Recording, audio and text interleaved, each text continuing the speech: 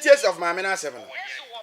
Yesu ne Mpena mpo meka yere mpo ne Mpena ne married Magdalene.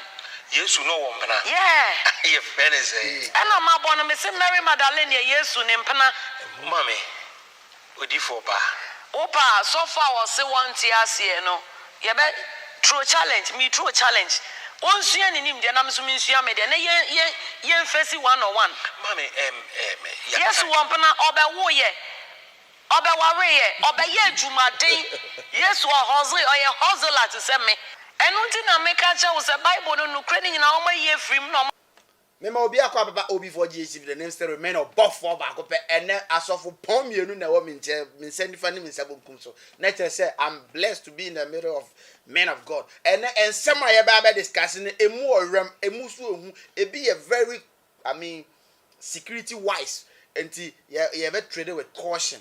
Nene obi anim de ekoso wo man Kofi Adoma saga bai na me chiechim kakra wa anya story ni bi ma me ebiem say the be ya ubehunu what we are talking about. Kofi Adoma when he be praising the yere on Angel FM eche say enima bebre ho a waye anka tan anko babu ho anko be ja no ho akọ nanso ne yere miracle de wa kire say odo no wo ma no eye ne ba panyini do ni bia eye odo edomu oduro enti de oye nyina wa nya na chiridi amenne onente empratwe bebreba no wotwe adwaman ne niam bebreba na ense nyina oba na tena na chi enti na wo se obehye nanimonyam we yewie ya o my Ghana obi amuni ye kum Aden na Kofi abe prison ne yere obi ade na so na basa na enigye no Kofi keka nsem bebre ma o kire na kira kwan within 3-4 days ene yete say Kofi Adoma wanwani ye twetwa no enka akromfo no kra pese komode petro egunu so hye from the angle na ye free na ya abrefo no na che say enka omo pe no kra hye ne kun we na o man Ghana ye nyina edi abobo na me de ye sika akom ye de kwaku anum ye nkotie ensem a ye nua ba afia so asnega oye ye modie mu mientie Ye jaye hwe. mu mientie Ye renye ye beto sebe mu ajaya. Edidi awudi. Oye mu be. Ye come tie. Tapi na be. Dia. Oh my God. Woody mako woody and dia we free. Na say woody will be there. Labra andora baraba. Messi chayo na say when ya. Ave no be a jai. Ye jai spy o. E renye beto sebe. E madam Ejibio.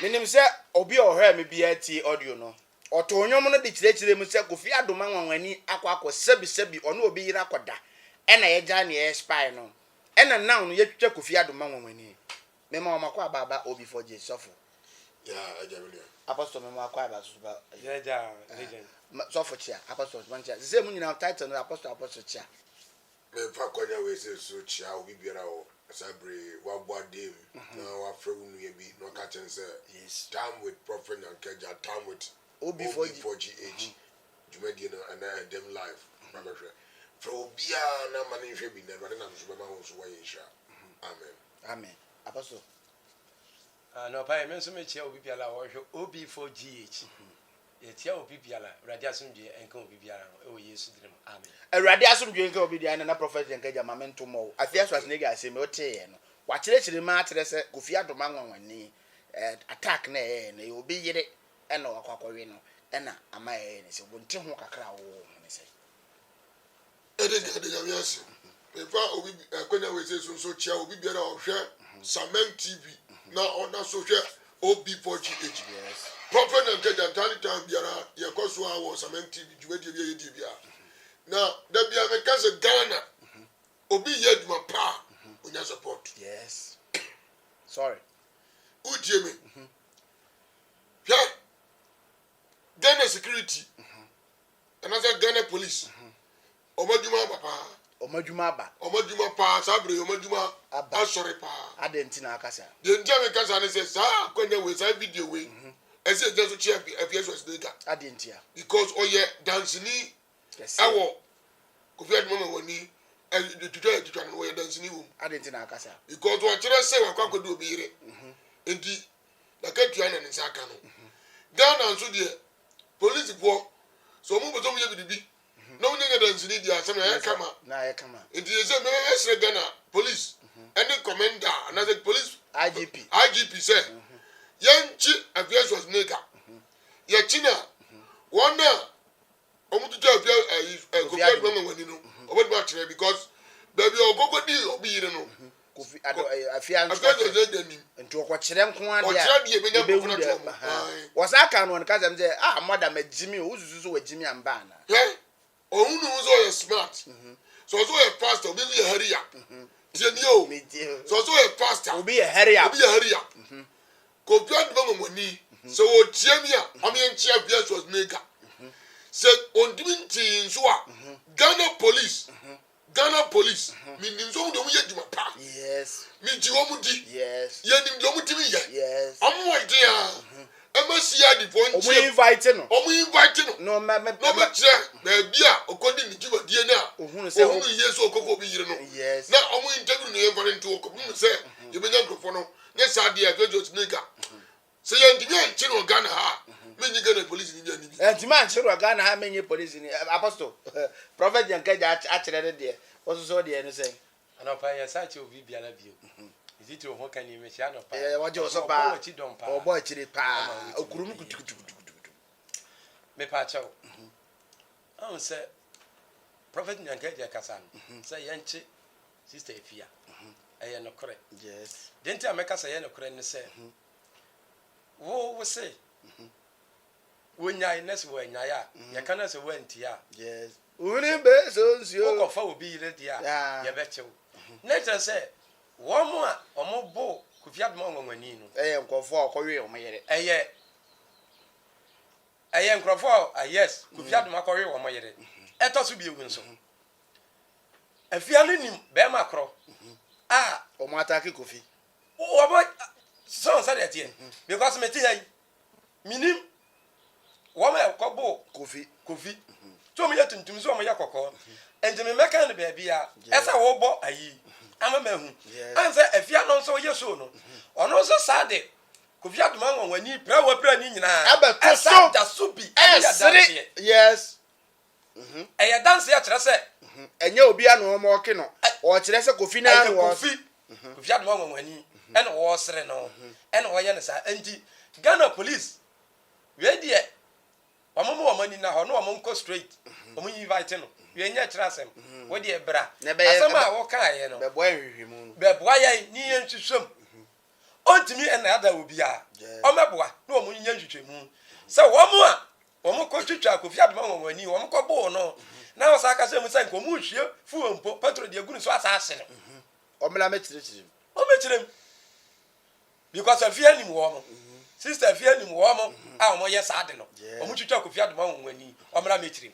Omra mechirem. Obi for Jesus me say ye de nyansasem ko ane ka no nye ya anomfo ade wo eto na de nkwasasem abeto ye de asofo because a Christian dominated channel ene ye ka na e wo so na Kofi Adum onwani saga ya ye ne bloggers ibi ye nua baako ne din na askipo me kakra ono so betena social media na ka enim se ye nua no ho akere no ade ato ye nua ni anko bia baba be console no ye nua ba afia so asnega betena so se ono de wagimi media meji tutum se afia de so wagimi afia wie ya onwie asantefo ye wie ye nua ba be ma blogger ba ko so betena ho a na asem a obeka ne se Kofi Adum ade ni na accident na esi ye no eye onu a na ploto no ho e ma ye chi ni kotwitwa no na Kofi e de wa sheda o de pay attention prophet o si Kofi a sheda enye amrobes bia na attack Kofi na emom Kofi na sheda e pese o de attention ti no am ye twitwa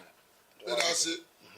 The bia me catch o prophet me so say adwene no anya adwuma ni bia bre yes tie ni ye Ethiopia why na ya chi na wo no say Kofi Adum onwani dwumadi wodi ema Ghana fo binum nya so mfaso na wakọ akọkotwa no ho so o de beji adbepa bloggers yes or the bepe views no we dey na free ni pano kasa ni onye benyansafo yes wajimi kasa onye benyansafo yes na kofia no mo ni wonam ni twitwa ni ro visa obati ya wana onipa onu oya legend aka ni ntini jo oya legend yes oya obi a nipa gini tum ekomunde no otimi wura presidency simple omamu a ye ga media omomo ye juma ama nipa nim omo a oka ho yes no okoto sika ne twitwa no ade o pay attention ade no ba view no unya bidie be view no o pay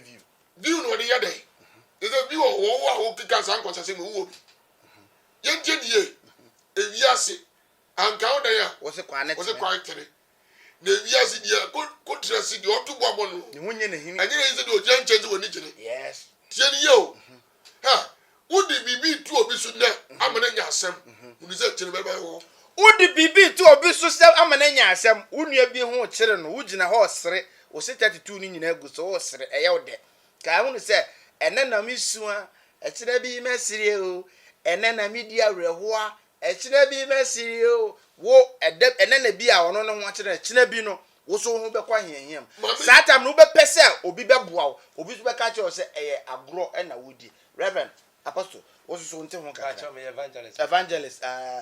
evangelist wa mabuma wani je title o mabuma nipa na o ka na asem se mitie na asem no a ka be ya me de na mintie ye no won ma mimie bi ho kakra ma wo se kofi accident na si ye deliberate wo sheda or they just create attention or heada the kofi video no beto ho analyze video na tira ma man se hu se eye kofi sheda plot to si ntwitwa no enti saa oni pa kro no nso ampanifo no si adifo no nsa mfre wo no nso yes because next one nso ye dance yegum yes say kofi plot no o se se no wow si adifo aka si emienu na tete menchen na menchen enti wo mo nso emfa wo mo mfre no no wo metirim yes say kofi ne pese onya viewers nipa hwe no yes ewo ni platform na ye wo so na wade awi a nipa wo kade ato no se no na say wo pe viewers some amfo nso beba abehwe enti na wo ka sasam de ato obi so na say wo twa ntro to obi so a one o atemu awurade ho yes two e wasa won Yesu wo ne mpana mpo me ka yere mpo ne mpana ne married Magdalene Yesu no wo mpana yeah ye friend say ana ma bo no me se Mary Magdalene ye Yesu ne mpana mama odi for ba opa so far was say one tia no ye be true challenge Onsuya ni nim de na mso minsuya me de na ye face one on one. Mama Yes wompana obewo ye. Obeware ye, obeye adwumaden. Yes wo hustle oye hustler to say me. Enu nti na make a che wo say Bible no nukre ni nyina wo ye frim na wo de ahye ba bi foforo. Eti obi anyame adom ane ne nwosa ne wo so no udom su kwabwa ko nwosa no kre ni nyina. Yesu wonim say why mate da. Oh, church meet. I'm telling you the gospel facts. I'm throwing a challenge to my fellow pastors. Prophetess Dora, yeah. Yes, you know a meet. Enti enya na Christopher ye start bro. It's no debate. No debate. 12 years na yanti ni kenyina obra wo fa mu nyina me say. Okodi mate. Me say unim esem mem ya breaking kakra ne ye kakako se se ye duru ba bia Yesu be di mate ye ka se ye abema ebe boring na ma wa wo hwe no ebe ye evangelist Yesu mami bibia okay dia ozi Yesu ba ye no obetwe mpena musu mu preach ya musu mpena twen ne ozi Yesu ba ye no obe hozir Yesu ye hozira man obi su konya ne ntampe no otwum a mu preach against it. Osi Yesu ba no obedi me atos tek Tije na aka ba di that's it me say obi bia la obi foji obofo so I adeɛ baako a menim ne Onyankopɔn asɛm mu no according to 2 Peter chapter number 3 verse number 8 wɔsɛ Awurade nkyɛn ne bɔsɛ ho sɛdeɛ ebinom bu ne sɛ wɔkyerɛ na mmom wɔma ne bɔdwo ɛkyɛre de ma onipa Awurade Nyankopɔn pɛ sɛ onipa biara bɛyera na mmom wɔpɛ sɛ nipa biara ɛba dwensakyerɛ yes obi fo di eji awo sɛ adeɛ baako onipa nsuro Nyankopɔn na enipa ɛka bususɛm na Nyankopɔn na aka no na asɛm musu obi bɛka sɛ tie Nyankopɔn wɔde kyɛ obi ka sɛ tie ɔba na wɔde kyɛ ba hon konkronkron a na onipa ka sɛ tie na ɔmfa nkyɛ enti adeɛ wei no a waka fa Yesu Kristo ho no wɔde bɛkyɛ no Nyankopɔn ɛde bɛkyɛ no na tie osi Yesu yi meet to a husband man aton tek ɔboa wei ɛte sɛ afia so asenega wɔpɛ sɛ amanfoɔ hwɛ no amanfoɔ tie no sɛ wɔse wɔyɛ ɔba a wɔnim nya Bible a sɛ wɔse wɔyɛ difo ɔba mɛfa no number yes me wi am de bɛma mo na meni ne mienu ompa on throw challenge na ye invite no omla OB4GA live na yɛmfa camera nsi na ɔmobɔ baabi a Yesu na ɔmobɔ baabi a Yesu Kristo ekosia na wɔne Mary Magdalene ɔbɛgye asinye kora fra na wo de wɔnkyerɛ baabi a wɔne nsia no camera nie wɔnkyerɛ baabi a Yesu wɔ wɔn kase yɛ bekunu nti wɔn de ɛmra wɔn no fie ai nyɛmfa camera ne nsi ne so yes na yɛnkyerɛ kyerɛ mu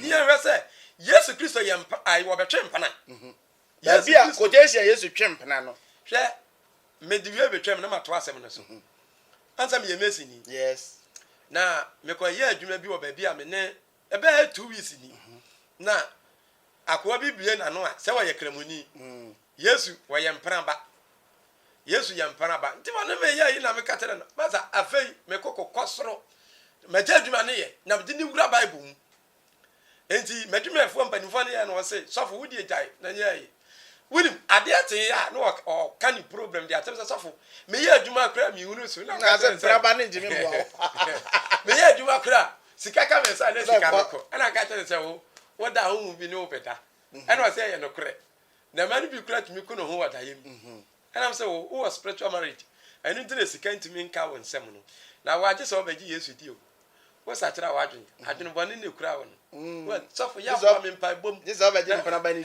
ha me kura mpa yɛ ma no so ase nipa ne mpana ba what is it sɛ me mbɛbɔ ne din wo so yɛ mpana after Awurade Nyankopɔn sɛ wɔmfa ne dɔba no so no wɔhu akwa ne mɔbɔ no wo so wɔyɛ mpana mpana ba wɔgye abɛ ne bɛfiri ma ba ma wo Yesu nso bɛgye wo bi sa sɛ wodidi enti sɛ wodidi a wɔgye no bɛyɛ wo dia enti na maame si yɛse wɔ maame Yesu mate so as why Sofomaame edifo na me yɛ kyerɛ no enti sɛ Nyankopɔn na yi kyerɛ no anaasɛ ɔno ani nhwehwɛ mu wɔse Yesu bɛtwe mpana ɔbɛtwe mpana na mpana no Mary Magdalene ɛfa no wɔhu yɛ hwɛ baabi a ɔgye ɛba ne sɛ wɔn kɔte Mary Magdalene de ne ba sɛ ɔba we no ɛkɔtɔ na dwamamɔ so no wɔbɔ dwaman na ɛhɔ no no ani Yesu na ne bɔ dwaman na na sɛ bia maame no saa no wɔka enti ɔmo de ne ba yɛ no ɛna Yesu sase yɛtwerɛtwerɛ fam ɛtwerɛ sɛ kwame wo ɛnora watamboɔ sɛ wodi besi ɔbɛyɛ aboɔ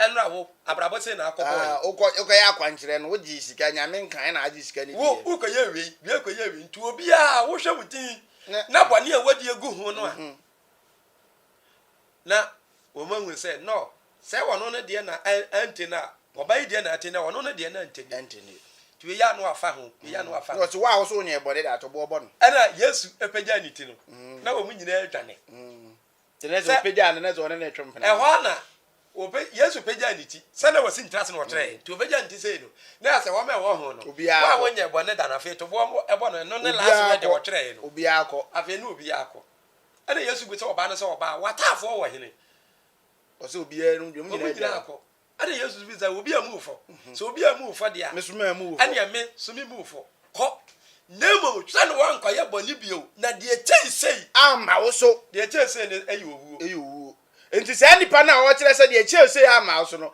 wo sa ne nipa no kɔtwem pena enti Mary Magdalene ɛbra Yesu kɔwura Simon fie na ɔmodidi a Mary Magdalene de enuham ɛbaayɛ no obehwe gu Yesu na so de ntiri nwie pepa no obi sa ka Simon say obeyi pa oyi dwamanfo pa o sɛ Simon na saase sɛ abema yi odifo anko obehu de obeyi pa kyerɛ that means say ya na dwaman fo ma no udura ho dwene na hu say dem tie omo ben de ne ho twitwiu oba na hwie nu ham de agu Yesu na ase and odi ne tirinwi pepa e de kire say owani die man owani die de man as a spiritual realm na oba ne yo oba papa difu oba ne yo oba papa enko oba hunu say Mary Magdalene na den wa ya nu ham ne kire say Yesu Kristo ba bewu ade ade ye ne boyefo kwa enti sa nu ham no odi gu Yesu ho sade be ya Yesu mpro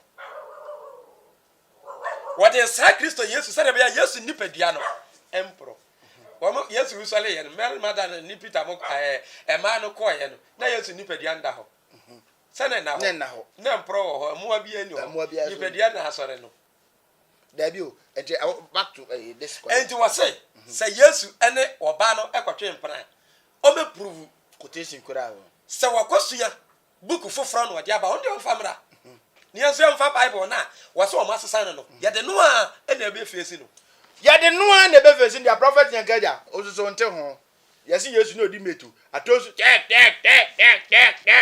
me that's it boys you that's why a husband man obano what's your friend say Sofomaame Mama Dora Ibrahim me nya sure so Sofomaame o de nim de me sa body e kan ko o mo ba hwe ne pe me nya sure so Sofomaame tie o bi tie o fia oni say Mary Magdalene na o kana sem Yesu Kristo ngo Obama Israel fo ngo Obama Israel Mary Magdalene na dema na no obo no ya omanya na omunim Yakopon obedina ma sa oman no enu dina ma amama mufo no ebenya Kristo ni matom yes ti se wo tie no atie ni ya so onim Bible no mu a on tena sidi because asofo binom asofmami fo binom omusuban say ya netie udie ni e ti Yesu Kristo kai osini bebe bidi beba se mini Kristo no nanso no ominim wo wey oya antichrist totally onim Kristo ni ncheche nyina ya bodam sem onim Yesu onse Yesu abi ada mama ka se bi njo ya onipa utu kwa untutu Yesu Kristo Bible say oba wiase wanka boni ahwe wanya boni ta onyankropon ba wanya boni ta ne boni ntinye ndi ni soda eso se obetwe mpena obe ya to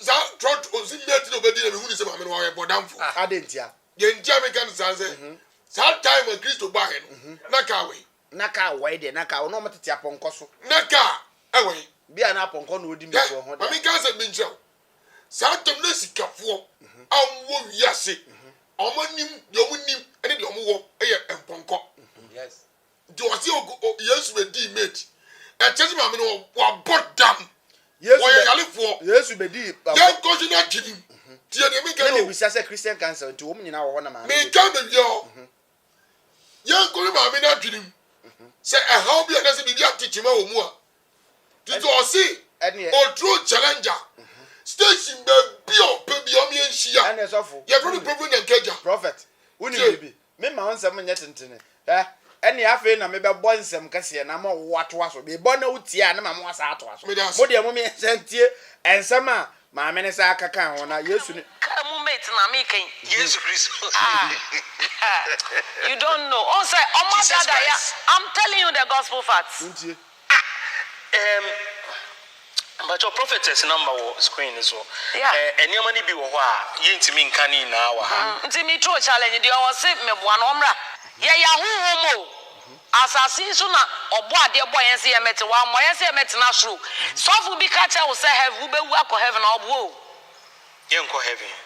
wasi sofu biskasa obewu akọ heaven a oboa ye nko heaven prophet jankare ye nko heaven ne ma me nsam ne bebie ni nkakra wasi ye nko heaven na mo ha ya adwene heaven ye kwantu heaven be ye do ani je nko prophet Peter man kwa me chiapa heaven be ye de na heaven be enu de a ene ne ye de Yesu Kristo kacha ye ne edi na tisa mi ko siesie baabi mama mo ha na mesama ba abepa mo ko ba bia me kron ena ye hepa ne ba kro mo anana ma me kro na ye Yesu no ni nipa ne nam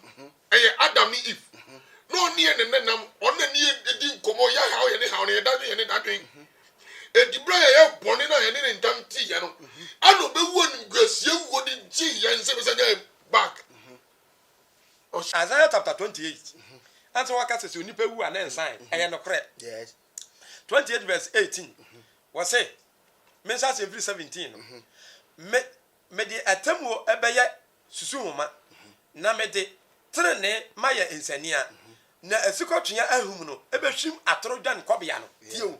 Wama edidi nkasasie obi akoma lam so ne abosom so obi a wakase obi timi kase me yedifo wakoba bi no wakoso nani ene wakwaje di aduro ene wode ye prophet which as wodi hunu ade no woka ene da urade kase me di atam obe yesu huma na me di ahum behwim won atorodan kobia no na huntabia no nso me di nsuo ebesra so verse 18 na moni wowuo apam no ebe pepa na moni asamadon kasasie no enyina tio empra hwetra so no Isaiah chapter 28 verse number 18 na make kan empra hwetra so no ha se etwamu a ebetieti amoso so verse 19 empra dodu a ebetwamu no ha brati nyankopon ebe famo efiri se da nopa awiane anajo ene ebetwam na eho kase asetie ebe ye ehu tie eho kase ni ene urade de kira Isaiah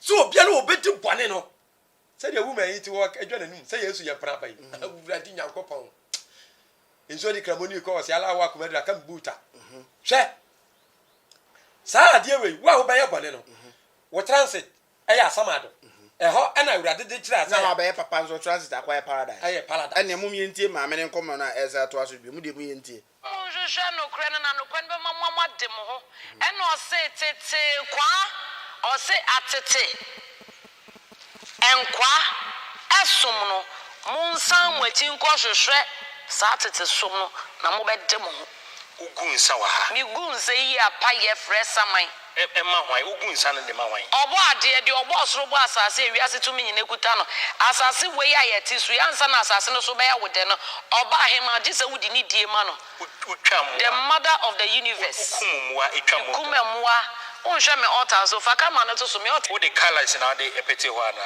moja moja aboa moja mami na so wo bosum wo aso dem wa bosum efifa wo kwakoji bosum bi ya ka bosum ma wote ase bosum ye den ayo nyankopon ye bosum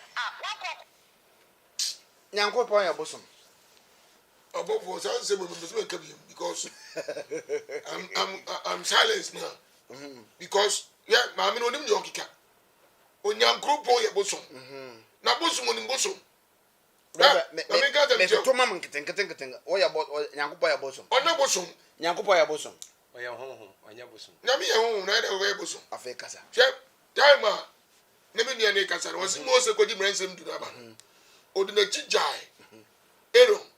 Aaron omo die ne Moses rade ne ye ne wontimi nye eni di esi ebegyina wa manne wona omo rade ndom se divu a ana omo from divu a because of say rade ndom se divu nti onim go fa so ye divu djuma akwadi bantra bona sene no e de bi ne no kika nsam kane ne friend go bi crofasa fo omo ne ye no ana na omo ne egu aso dem ye no uje ne ye edi ebra Aaron Moses ni wona ontimi nya die Moses rode ne ye no opese bebe kwan bi so a obedi do man na ko because no man tete no yes uje ni ye me tie opa ano class no si dabi ande mo me nya die we yes ano ma na eyi o masum ade sometimes no yesika akọ no ye gold yes ano yi e bi die o masum ade eno mo nsa ensuma chains no ano mo twa mo jagu so na tumi betrem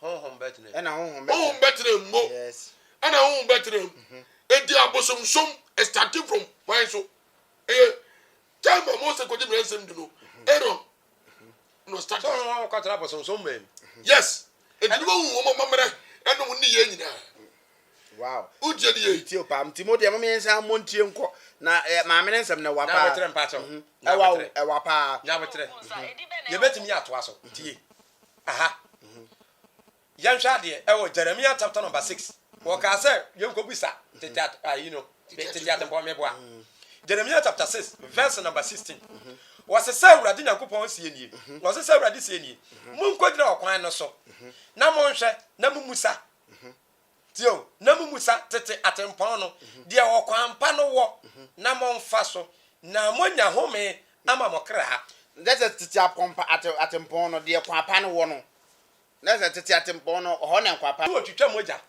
edigu a ya Yesu Kristo baaye no oni edi na chi wasi Christianity ye ya aduna mane yes ya say eye pa cause already asamse mbu hu ne kure no na ne kure no be yem adese na Yesu kan John chapter number 15 verse number 3 wasi asama maka tire mu nti ho ya afi say obi biala wo hwe Sofomaame no na wo OB4DH TV legend yes ocean ontie ye say yes onye awrade ni yes oni ne kure yes na djuma oye no onfa nse awrade nsa cause awrade asam say ensa nya adwuma no ni kwase didi entra sem fa nsa nse odamiri fam na kwabana me nko mfa mere wo na emo yire ho na fa nsa ye adwuma na yenso ye bom pa de ama say awrade ntwa wo so na de wo ye no enya yie na Sofomaame enko tete haban bi amele Sofomaame amedada antwa moja amfa nguso amabosom ametra wo so ombone ene wo fresa de ama wo ombone no ofre bare de ba no Mami ka sem nje mami Yesu Kristo ka sem bi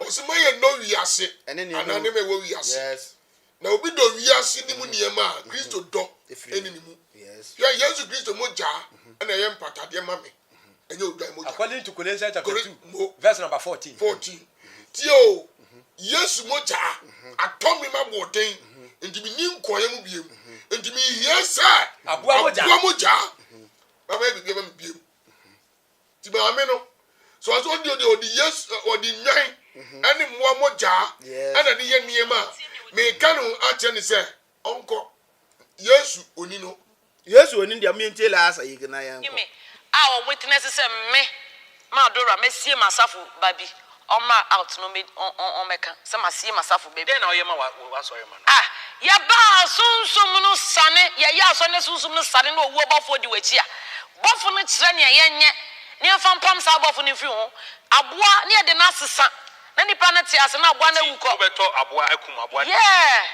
na mama se we de nka wonya anointing oil a why no oil why wonya anointing oil abejai e de ne oil wodi unsa bo oil no ma ye bie na si ho no me di kube anwa ene haha ma ko ko se ye fi abruchire ba no we on say mo ha mo eye on say de bia na e say mo so no me e na mo say di jai de egum eno anu ma me na asem no ai last word asem a okay nyina me dia oyere de bara de ba ko nzo no hunu ni se yembo dan moja ene mpatade amanipa enye Yesu moja o say enye na ntwe moja yes makayin enye na ntwe moja yes Yesu moja do ana ya agide eye mpatade ede maame tumi ni nkoye mu biem yes edu obi a otwa mi otu maame anasi no oni na bi nso onsum Yesu osumbo sumo ya busumsum ni yes because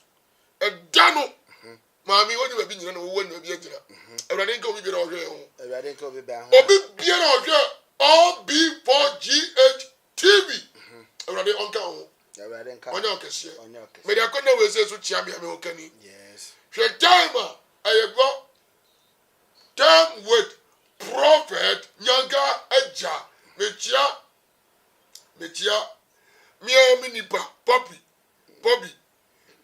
ono enche bia oba be ye lunch a na say oba ye audition ewrade nka no obi biara reverend last word say eno na prophet nyanka jama e read quotation he say Colossians chapter 2 verse 14 tell say Yesu Kristo edin moja this ya no pepa ye so nsa no atwere bia live mo atwere di atia ye no me nsem bia moja no apepa yes ya meka tere nyame ba obi bia na wo hwe OB4DH ne say 1 di awrade Yesu Kristo di yes 2 sura awrade nyankopon na yi wo free bone ho yes odwuma wo ya no nyu obi ho adwene bone fa no kure fa ye yes customers kasa defa tere no enfa no matantan woto aduane a na wo bai wo ba pampers edi gugu aduane no be de obi ba wato ahotie was it cleanliness is next to godliness next ahotie wodi huni a wo ben wrade yankopon pe neat we neat we clean to do hu nya Nyankopɔn kra ho no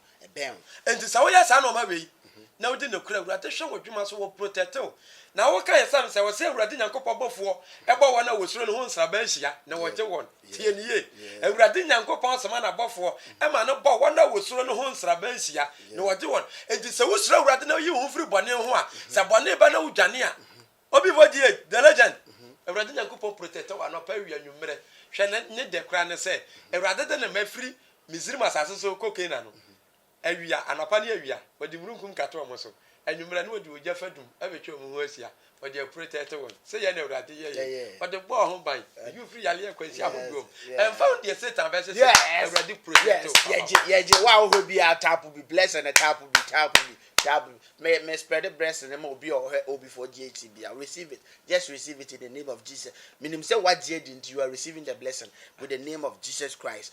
What you are to minty. Be BI and Kunimdi. When you might be free of my minute, so a reason near my men condemn no bet and near maybe any Christo near man a boy bra. Really, I can't upon that. We say upon that and say, yeah, we have a near coach and cuckoo. We have a near say, what's some of the Abuа Muda. Me dia boa no sesa nipa se de bia nipa ni mu me boa e no sa na so dem nkokrafo wan go bia mu yes bia mu nyamwe kupon so abowuo e de aka wa se nipa na e de ato dobu se wasem na e de ato ma bosom ya medini wo masase so nyina wa Awurade Nyankopɔn e ye dase a winsa ho da bia la da na ye de na be tere se Awurade si nipa ni bewu a wo de akoko moja wo de aboa e se me de kwasesa dobu so atwere de ato e se Nyankopɔn asem na e de ato de amame ma bosom ya medini wo asase so nyina e wo Nyankopɔn tim e ye dase a minsa ho da bia la da won be sa ho de akọ enye nantwie moja eye Yesu moja enye nkukọ moja eye Yesu moja enti mo fa se ma adwunim Yesu abewu ade Yesu abewu amame me boninti